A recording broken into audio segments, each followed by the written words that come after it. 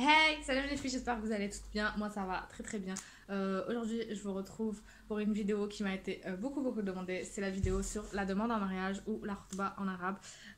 Donc la demande en mariage traditionnelle dans les pays arabes, musulmans, aussi subsahariens. Je pense qu'ils font un peu pareil que moi, après, pareil que nous. Après chacun a ses petites diversités. Mais on va dire que ça se passe généralement pareil pour tout le monde. Donc voilà, on va poser des questions sur comment ça se passe, comment il faut se préparer, qu'est-ce qu'il faut faire, etc. Si vous ne me connaissez pas encore, je suis Amani de la chaîne Amani. J'ai 23 ans, je me suis fiancée à 19 ans, mariée à 20 ans et je suis étudiante et je travaille en même temps. Donc voilà. Avant de commencer la vidéo, je vous demanderai juste de liker si elle vous plaît, de commenter, de me dire ce que vous voulez comme prochaine vidéo, surtout sur le thème du mariage parce que je sais que c'est un thème qui vous fait kiffer grave. Genre c'est les vidéos les plus vues sur ma chaîne, donc je les ferai avec plaisir. Et surtout de vous abonner, de me suivre sur Instagram, comme ça vous pourrez me suivre au quotidien. Regarde le match du Maroc là, il y a des pénaltys, j'espère. Il faut marquer parce que c'est chaud. T'as le Maroc Algérie, comme ça celui qui perd, il va se faire afficher. Bon, arrête, c'est un égoïste.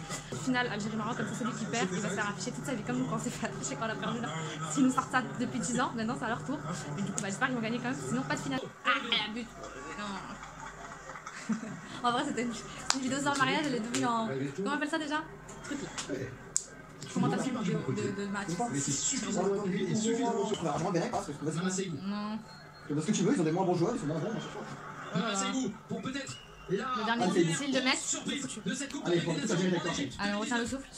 Ah, les médailles à côté. Ah, le médaille est qualifié. Bon, désolé les Marocains. Bon, ne vous inquiétez pas, on vous défendra, Inch'Allah. Revenons à nos moutons de demande en mariage, même si...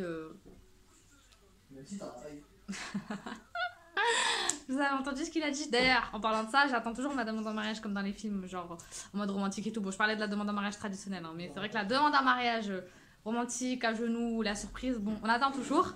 Peut-être pour les 5 ans, un jour, peut-être. Bref, il est en train de rigoler à côté. C'est mal barré. So, juste avant de commencer, je voulais vous dire pour tout ce qui est comment les questions en rapport avec comment annoncer à ses parents qu'on veut se marier, comment faire accepter l'autre, ou enfin faire les présentations et tout. Ça, j'en parlerai dans une autre vidéo. Si ça vous intéresse, dites-le moi dans les commentaires comme d'habitude et je le ferai avec plaisir. Là, ça sera vraiment juste sur pas la fête, mais genre la petite cérémonie de demande en mariage traditionnelle. C'est juste ça par rapport aux préparatifs et tout. Pour commencer, déjà, quoi préparer, comment s'habiller et tout. Donc la question qui revient le plus souvent, c'est comment je m'habille, qu'est-ce que je fais. En tout cas, je sais pas au Maroc si c'est pareil, mais il y a ce qui s'appelle la choufa, donc c'est le premier rendez-vous où en fait il va y avoir une rencontre des deux familles et voir si en gros la famille du monsieur va venir voir la fille pour la première fois, voir s'il y a moyen, demander entre guillemets, pas vraiment demander sa main mais juste se voir, et ensuite si ça se passe bien et que la fille accepte, là il y a un khotba qui est plus un semblant de fiançailles entre guillemets où la fille accepte et on commence à parler de fixe la date du mariage, etc. Après il y a aussi la fatha, donc c'est le mariage religieux. Certains en Algérie la lient avec un fiançailles alors qu'en fait c'est un mariage, donc tout commence à se mélanger à ce moment-là. Mais en tout cas il y a genre plein de fêtes, mais là on parle surtout en général de la fois où les deux familles vont se rencontrer pour la première fois, que ce soit pour une khotba officielle ou juste une entrevue. Où en gros vous allez voir votre mari et c'est votre future belle famille pour la première fois chez vous quoi. Et donc c'est le plus important, on va retenir que ça parce que sinon on va s'embrouiller. Mais en gros, alors comment s'habiller? Donc comme je vous disais, comment s'habiller, ça dépend en fait d'abord de plusieurs choses, si vous êtes voilé ou non, et surtout si vous voulez le retirer ou pas. Donc parce qu'en Algérie je sais que ça dépend de vos croyances en tout cas, mais il y en a qui disent que dans le cas d'une demande en mariage, tu peux retirer ton voile pour montrer tes cheveux. Il y en a qui pensent que tu peux montrer tes cheveux uniquement aux femmes de la famille du mari, juste pour leur prouver que t'es pas chauve, quoi, que tout va bien de ce côté-là, mais que tu gardes ton voile. Personnellement, j'ai préféré garder mon voile. Je voulais vraiment faire la surprise, genre le jour du mariage religieux, pour qu'ils me voient bien coiffée et tout. Donc j'ai gardé mon voile. Après, à vous de faire ce que vous voulez par rapport à ça. Donc la tenue, je conseille quelque chose d'assez simple. Une robe Dubaï simple, une couleur qui vous va bien au teint, ou pas forcément quelque chose de traditionnel. Si vous n'êtes pas très traditionnel, vous pouvez juste mettre une jolie abaya décorée avec de la dentelle. Si vous entendez du bruit, je m'excuse, il y a mon mari qui fait à manger à côté. En tout cas, voilà, une jolie abaya. Si vous portez pas le voile, une robe simple noire. Si vous portez pas le voile, je vous conseille de pas mettre des vêtements trop courts, entre guillemets, pas vulgaires, mais dans le sens où il y a, voilà, justement le mot, La notion de vulgaire est pas pareille chez toutes les familles et comme vous connaissez pas encore la belle famille d'en face, ça se trouve vous allez mettre au genou, c'est rien pour vous, mais peut-être que la belle-mère elle va dire ouais c'est vulgaire et tout, ça va faire bizarre, alors mettez quelque chose au moins en dessous du genou, là au moins en dessous du genou, bon tout le monde sait que c'est pas non plus super court, une robe simple, pas trop chichi, pas un truc cheap avec plein de paillettes et tout, quelque chose de simple. Moi perso j'avais choisi une robe Dubaï, bon c'est vrai qu'elle est pas super simple, elle est quand même bien strassée, mais je voulais me faire un peu plaisir et puis j'ai mis ma couleur préférée, j'étais en mode voilà je voulais me mettre en mode à l'aise et tout, j'ai mis un voile tout blanc simple, je vous mettrai de toute façon les photos en miniature et puis juste derrière, et j'ai mis un petit bijou de tête tout fin, léger, en fait je voulais pas être super je voulais en fait laisser de la marge pour après il y allait y avoir encore la fêta, le mariage traditionnel algérien, le mariage civil, bref il allait encore y avoir plein de fêtes, alors commencez pas à mettre le top du top dès le début, sinon après bah les gens vont être déçus quoi, donc ça c'est pour la tenue, donc faites quelque chose de simple. Après, si vous voulez mettre des chaussures ou pas, ça c'est votre truc. Bon, moi je sais que j'en ai pas mis parce qu'on était chez nous, c'est un peu bizarre, mais vous pouvez mettre des chaussures si vous voulez. Par rapport au maquillage, pareil, faites quelque chose de simple, laissez-vous de la marge pour les autres fêtes, ne faites pas quelque chose de trop chargé. Voilà, moi franchement, là comment je suis plus maquillée que quand c'était ma khotba, surtout qu'avant je me maquillais pas du tout. Donc, bref, avec de l'anti-cerne, on a mis juste des petites paillettes orange. Des paillettes orange, des petites paillettes argentées sur les yeux, un tout petit peu, et je crois un petit rouge à lèvres et un peu de fard à joues, et c'est tout, basta, ça suffit amplement, c'est juste pour être un peu plus jolie, mais il faut pas montrer que vous êtes artificiel, parce que là on va commencer à se poser des questions sur vous si vous maquillez trop, voilà, ça fait trop superficielle, et vous connaissez surtout chez les arabes, on aime trop se faire des films, enfin voilà. Pas toutes les belles-mères, hein, bien sûr, mais bon, on sait jamais, vous connaissez pas encore comment votre belle famille est. Alors allez-y mollo sur le maquillage et sur les lèvres. Puis vient le moment où, voilà, ils sonnent, ils viennent à la porte et vous êtes censé les accueillir. Après, chacun sa tradition. Moi, perso, ce qu'on a fait, c'est que c'est pas moi qui ai allé ouvrir, ça fait un peu bizarre. Après, c'est vous comme vous le sentez. Voilà, si vous ouvrez la porte chez vos parents, ça fait un peu bizarre, genre vous êtes la première personne qui voit. C'est mieux que ça soit une soeur ou une mère ou votre père qui ouvre la porte et vous venez après pour faire un peu durer le suspense. Perso, moi, c'est ce que j'ai fait. Donc, ma mère et ma soeur les ont accueillis. Ils se sont assis dans le salon. Après, ma belle-mère, elle a dit elle est où notre arosa, notre mariée et tout. Et du coup, ma soeur est venue me chercher dans la chambre. J'étais en panique totale. Mais bon, j'essayais de respirer. Déjà, le premier conseil que je peux vous donner si vous êtes sous cette vidéo, c'est que vous êtes sûrement en mode stress. Déjà, breathe, respirez, respirez, expirez, vous inquiétez pas, ça va super bien se passer. L'essentiel, c'est que vos familles vont s'entendre et vous allez voir, on se fait plein d'idées et tout, mais au final, on s'entend super bien. Généralement, les discussions finissent pas. On est censé faire un café, ça finit sur un dîner. Bref, vous stressez pas, ça va super bien se passer. Soyez à l'aise et naturel, c'est le plus important. Donc, vos familles ouvrent, vous venez, donc voilà, moi ce qu'on avait fait c'est que ma soeur est venue me chercher dans ma chambre, elle m'a ramenée, donc j'ai fait la meuf, mais j'ai même pas fait la meuf timide, j'étais vraiment timide parce que c'était impressionnant quand même si, en fait il y avait que ma belle-mère, comme c'était le premier rendez-vous quoi, il y avait que ma belle-mère et mon mari, donc on était en mode, voilà, lui il était super stressé, pareil, encore plus je pense, et parce que lui du coup ils étaient chez moi, et mais ça s'est bien passé au final, alhamdoulilah, donc voilà, je me suis assise, j'ai fait la bise à ma belle-mère, je crois que j'ai fait la bise à mon mari, ou je lui ai serré la main, je sais plus. Je sais plus. Et je me suis assise, on a discuté et tout. Donc après vient le moment où il faut poser à manger. Donc encore une fois, ça dépend des traditions. Personnellement, en Algérie, tout ce qui est choufa et khotba, généralement on le fait avec un café.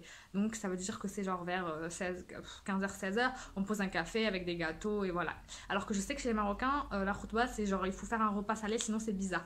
Nous personnellement, il n'y a pas de repas salé, mais vous pouvez en faire si vous en avez envie, si vous trouvez que le feeling passe bien. Personne nous avait fait le café, donc comme les Algériens. Et en plus de ça, comme ils venaient de loin, ils venaient de Paris pour me demander ma main jusqu'à Nice, donc 900 km, ils étaient à l'hôtel et tout. Bien sûr, on les a invités à dîner avec nous, donc nous, on a fait les deux repas. Donc c'est à vous de choisir si vous voulez faire les deux, l'un ou l'autre. Donc voilà, mais dans tous les cas, essayez de ne pas trop dépenser, surtout si vous ne travaillez pas encore et que c'est votre père qui paye à votre place. Je sais que sur le coup, on n'a pas envie de penser à ça, on a juste envie de faire les princesses, mais pensez à votre père, il ne faut pas qu'il fasse de crédit ou qu'il s'endette pour pouvoir vous faire plaisir et juste pour pas que les gens parlent sur vous. On s'en fout, si ça ne plaît pas, bah tant pis, si c'est qu'une question d'argent, c'est que c'était pas le mektoub, c'est pas une bonne famille entre guillemets. Donc voilà, faites le minimum pour que ça soit bien, pour bien recevoir quand même, mais allez pas commander des gâteaux chez je sais pas combien de pâtissiers, je sais pas, essayez de faire des trucs à la maison. Tout simple, le plus important c'est de passer un bon moment en famille, comme je vous ai dit, c'est juste des connaissances en fait, on fait connaissance avec l'autre famille, voir si ça passe ou pas, si ça passe pas, tant pis, ça sera pour le prochain. Après, La chose à différencier, c'est qu'il y a la khutba pour les personnes, c'est-à-dire un homme ou sa mère vous aime bien, ils viennent demander votre main pour la première fois, vous n'êtes pas encore sûr, vous savez pas trop. Et il y a aussi le cas où vous savez que ça va être lui, vous voulez que ça soit lui, ce monsieur, ce futur monsieur, parce que vous le connaissez extérieurement et qu'il vient demander votre main. Là, c'est plus stressant parce que vous n'avez pas envie que ça rate, parce que si ça rate, vous voulez pas que ce soit quelqu'un d'autre. Donc forcément, il y a plus de stress. Donc essayez quand même de relativiser, essayez de, en amont, parler à votre père et à votre mère pour pas que ça soit en mode vous l'imposer. Essayez de faire les choses doucement pour pas genre il vient et si ça coince, c'est compliqué. Donc essayez de préparer vos parents. Et lui, de son côté, essayer de préparer sa mère, voilà, peut-être montrer des photos, essayer de parler sur ce qu'il fait à l'avance, comme ça. Dès qu'il vient, c'est plus genre une rencontre, essayer de se parler. C'est pas vraiment est-ce qu'on va accepter ou pas. Il faut essayer de voir si vos parents vont accepter avant, sinon, le ramenez pas, ça sert à rien si vous savez qu'il y a une friction. Voilà. Après, dans le cas où vous connaissez pas le monsieur qui vient vous demander votre main comme ça, juste parce que voilà, il y a eu, voilà, on vous a dit qu'il y a quelqu'un qui veut se marier ou pareil de l'autre côté, là c'est un peu moins stressant. Bon, soyez comme naturel, soyez bien, parce que ça se trouve, ça sera, c'est pas parce que vous le connaissez pas personnellement que ça se passera pas bien. Il y a des mariages comme ça qui se sont très bien passés, même dans mon entourage, donc ça veut rien dire. En tout cas, voilà, nous ce qu'on avait fait, c'est qu'on avait les gâteaux, on les a fait à la maison, donc ma mère fait grave bien les gâteaux, donc personnellement c'était cool. Donc faites des gâteaux de maison, pas trop prise de tête, un peu comme les gâteaux de l'Aïd. Donc bon, ma mère les avait fait aux amandes, donc c'est sûr que c'est plus cher. Comme je vous ai dit, encore une fois, c'est en fonction de votre budget. Si c'est trop cher, faites les gâteaux sablés, décorés, des trucs jolis, pas trop casse-tête, juste pour passer avec le café. Donc vous servez le café avec du jus, maison, des smoothies, tout ça, des trucs pas trop prise de tête. Peut-être des petits salés si vous savez les faire, si vous voulez les faire. Genre moi je les fais bien, tout ce qui est croissant, jambon, fromage, croissant poulet, olives, champignons, ça c'est bon et ça fait bonne impression et ça fait joli sur la table. Donc voilà, vous servez ça ça fait entre café et salé, comme ça vous prenez pas la tête et tout le monde est content. Pour ce qui est, si vous voulez faire un dîner, là essayez de choisir un plat ni trop rebeu entre guillemets ni trop occidental, parce que vous savez pas ce que l'autre famille encore une fois va aimer ou pas. Personnellement nous on avait fait des vols au vent, je crois, c'est ça. Donc c'est en gros des bouchées à la reine fourrées au poulet, c'est de la pâte feuilletée avec une sauce blanche. Bon, je pense que tout le monde sait c'est quoi des vols au vent, sauce blanche avec des champignons. Vous pouvez faire ça ou encore faire du poulet aux olives avec des frites, voilà ça passe. C'est pas trop genre couscous, un truc vraiment trop à l'ancienne. Donc voilà, un truc léger, pas prise de tête, qui va pas trop saouler votre mère, parce que voilà. Après, quant à la question de servir le café ou pas, perso, je l'ai pas fait, je préfère pas vu comment je suis maladroite. Il y a dans des familles où c'est genre important que ce soit la fille qui serve. Bon, je crois que c'est plus aussi obligatoire qu'avant, mais bon, faites en fonction de votre famille et de la famille d'en face. Essayez avant de ça de voir avec votre famille, avec votre futur mari, si sa mère veut absolument que tenir aux traditions et est-ce que vous serviez le café ou pas. Sinon, bah laissez votre mère le faire. Perso, moi j'ai laissé ma mère le faire. Donc voilà, ça dépend parce qu'il y a des belles-mères, si vous servez pas, peut-être elles vont se dire genre c'est pas une bras cassée, mais genre en gros elle fait rien à la maison et tout, donc des trucs comme ça. Donc je sais pas trop. Si vous vous sentez de servir sans renverser, faites-le. Si vous savez que vous êtes maladroite, le faites pas, c'est mieux. C'est mieux qu'à penser des trucs que vous foutiez vraiment la honte, quoi. Mais sinon, à part ça, bah voilà, il va y avoir plus une discussion. Essayez. Après, vous aurez pas grand-chose à dire, à faire. Je vous conseille de rester plus en retrait, d'observer, de voir comment votre mari se comporte, parce que vous n'êtes pas encore marié, alors c'est important, même si vous connaissez d'avant, c'est super important cette rencontre, vous, de juger si vous avez fait le bon choix, parce que jusqu'à maintenant, même si vous êtes voilà, il demande votre main et que votre père accepte et tout, vous êtes juste fiancé, vous pouvez encore arrêter si c'est pas bon, si vous voyez qu'il y a un problème, s'il correspond pas à vos principes familiaux et tout. C'est le moment pour bien vous concentrer, regarder comment il agit avec votre père, si vous voulez que votre mari agit comme ça, comment il réagit, si vous avez des petits frères et des petites sœurs, peut-être par exemple, s'il va bien réagir avec eux, parce que là, du coup, vous allez pouvoir vous dire, peut-être que si on a des enfants, Inch'Allah, voilà, il sera comme ça, il sera comme ça. Si par exemple, genre, il voit votre frère, il le regarde de travers ou lui parle mal, alors que c'est un petit, vous voyez, moi, perso, il était super bien avec les petits, tactile, enfin, il rigolait avec elle, donc je me suis dit, de ce côté-là, déjà, c'est bien. Après, avec les parents, il faut de regarder s'il est bien respectueux, voilà, s'il n'a pas des actions bizarres. La mère, pareil, la belle-mère, si elle a fait pas des remarques bizarres sur vous, si elle fait pas des remarques sur votre physique, voilà, des trucs un peu vraiment qui sont repoussants, tu te dis, oula, voilà, c'est spécial, pourquoi ils réagissent comme ça, j'aime pas trop ça, vous stoppez. Ne vous forcez pas, parce qu'après le mariage ça dure toute une vie et le divorce c'est pas facile, donc essayez de mettre toutes les choses de votre côté. Si vous voyez que quelque chose va pas, discutez bien sûr avec votre famille. Si vous voyez que votre mère elle sent pas le truc et que c'est pas juste parce que par exemple c'est juste parce que c'est un Marocain ou juste parce que c'est un Sénégalais ou j'en sais rien, que c'est pas votre là la raison elle est bidon, on est d'accord, mais si elle vous dit je le sens pas, je le trouve vraiment bizarre, je sais pas moi, un truc bête, genre il regardait ta soeur par exemple, il m'a l'air genre frivole, il a l'air de regarder les autres femmes, Là, par contre, vous pouvez vous poser des questions. Donc voilà, soyez surtout dans l'observation, ne parlez pas trop parce qu'après, la belle-mère aussi, elle sera dans l'observation, elle va vous regarder. Et si vous commencez, genre, comme je fais là, à trop parler, à parler vite, à parler fort, elle va se dire, bizarre, c'est un peu une gamine. Donc parlez pas trop. Quand on vous demande, bien sûr, soyez pas genre, dites rien non plus, mais parlez, mais essayez d'être poli. Bon, normalement, quoi, soyez naturel, mais sans trop en rajouter, sans rigoler fort, sans dire des choses vulgaires, bien sûr, c'est logique. Ne pas interrompre la parole aux autres. Mais soyez pas faussement timide parce que si vous faites genre juste la timide exprès, ça va se voir que c'est un genre. Et là, pareil, elle va se dire c'est un peu spécial, pourquoi elle fait genre des timides alors que c'est pas le cas. Donc voilà, soyez naturel sans trop en faire. C'est le plus important, ça c'est sur tout ce qui est comportement. Après, le reste, laissez la discussion se faire. Généralement, les pères vont parler entre eux. Généralement, ça parle même plus de mariage, ça commence à parler de foot, de tradition, de cuisine, de choses rien à voir. Donc voilà, vous laissez faire les choses. Vos parents, ils savent que vous avez envie de vous marier. Après, ils vont parler des dates de mariage, de comment ils vont s'occuper du mariage et tout. Après, il y aura d'autres occasions de se rencontrer pour en parler. Mais qu'est-ce qu'il y a d'autre? Il y a tout ce qui est cadeaux, choses à apporter. Donc vous, à part les repas et tout, normalement, vous n'avez rien à faire. Vous pouvez toujours prendre un cadeau pour votre belle-mère, même si c'est pas forcément obligatoire. Surtout si vous savez que voilà, c'est fait à l'amiable, que vous allez vous marier avec cette personne-là, que c'est juste une rencontre, c'est pas vraiment une vraie demande dans le sens où vous connaissez pas encore la personne et tout. Voilà, essayez c'est bien pour commencer justement, comme vous savez que ça va être lui, forcément que vous allez vous marier avec lui, c'est bien pour commencer sur de bonnes bases, donc prenez quand même quelque chose de symbolique pour qu'elle se dise voilà, elle pense à moi. Faut pas que vous soyez dès le début dans cette rivalité belle-mère, belle-fille, genre voilà. Ah, tu veux une cuillère ou ah, merde. Tu veux une cuillère, une fourchette? Une cuillère. Non, une fourchette. Tu vas aller faire la toute seule. Une fourchette. C'est bon? Je m'en fous, non, là, c'est... Ça va trop le montage. Bref, comme ça qu'il n'y ait pas cette rivalité de toujours, elle veut pas, elle a l'impression que vous lui voliez son fils et que vous avez l'impression qu'elle s'accapare trop votre mari. Donc dès le début, voilà, mettre les choses dans son contexte, elle ça va être votre belle-mère, voilà, essayez d'être sympa avec elle dès le début et donc lui prendre un petit cadeau. Donc ce que je conseille pour les belles-mères, j'ai fait toute une liste de cadeaux pour vos proches, je vous mets la vidéo ici, comme ça vous aurez beaucoup plus d'idées, mais ce que je vous conseille, ouais, prendre par exemple un truc où vous ne vous mouillez pas trop, vous savez qu'elle va plus ou moins aimer, c'est un coffret. En fait, tu fais exprès de faire du bruit, je suis sûre. Tu veux exprès? Tu te rends pas compte de te faire mentir, le mec, ça va? J'ai top parce qu'il y a des pâtes coincées dans la cuillère. Ok. Dis à tes abonnés que je fais. Non, dis, je veux que tu le dises, vas-y. Je l'ai déjà dit avant. Non, tu le redis. Je l'ai déjà dit. Tu l'as dit quand? Je l'ai dit juste avant que tu faisais à manger. Ok. Parce que bon, tu vas faire ça. Bref, je sais plus ce que je disais. Merci.